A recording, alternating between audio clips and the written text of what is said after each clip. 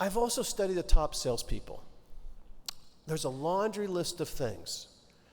In my research, I've actually administered personality testing to the top 1,000 salespeople that I work with in my clients. And I want to tell you something fascinating what I found. They're modest. They're modest. They're actually just like you. But they're achievement-oriented. And what happens is the personality translates into a selling style. And that selling style is someone who is able to think about sales, not just in terms of selling products, but how people interact within organizations, the politics of decision making. They're unafraid to call high. They lack that self-consciousness to do that. And they're unafraid to ask tough questions of the customer, such as, will you buy from me and when? Now, research is great. And research, if you remember, one of the main points I spoke of why salespeople lose, is right here.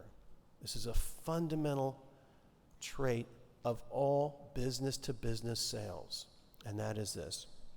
We need a coach at the client side who is going to help us navigate the complex decision-making process. You develop a coach, and I'd like you to read it. My point is this. We can have a wide variety of people helping us in an account. We can have someone who's basically a well-wisher who talks to us intimately about what they're doing, or we can have a guide.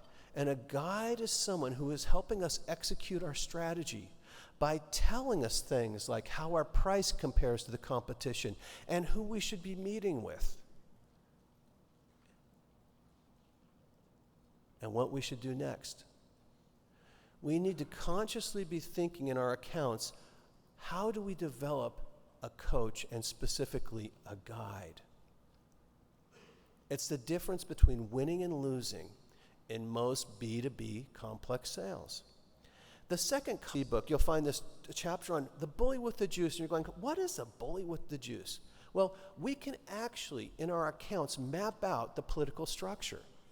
And we have to call on executive level people and mid-level people and procurement people and low-level people. And one of the things we can do is map out their knowledge or position and how influential they are in the decision-making process. That's called being a bully. It's not necessarily a negative term.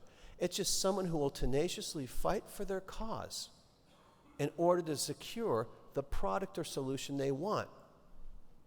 At the opposite end of the scale is something called juice. Juice. What is juice? It's the natural ability for someone to lead within an organization. It's charisma. So what we're trying to find in any organization is who is the bully with the juice. If you're selling a product or solution that costs hundreds of thousands of dollars, I guarantee you the executive level of that organization is the bully with the juice. They will single-handedly select the winner. If you're selling a product that costs a lot less, maybe it's paper or toner cartridges, that decision lies lower in the organization with someone else. So a key concept is finding the bully with the juice. Now, in big purchases, there's another person or committee in the organization, which I name the emperor. And basically what the emperor does is a piece of paper says, we want to spend $150,000 to buy this new equipment. And that capital expenditure committee, or that CFO, or that CEO of the company says, I'm the emperor, I'm going to say yes or no to it. So even though you think your deal is done, never forget, no decision is the biggest enemy today. Because since the downturn of the economy, more companies are inclined to do nothing than buy something. And so the emperor's role is to make sure nothing happens and eliminate risk.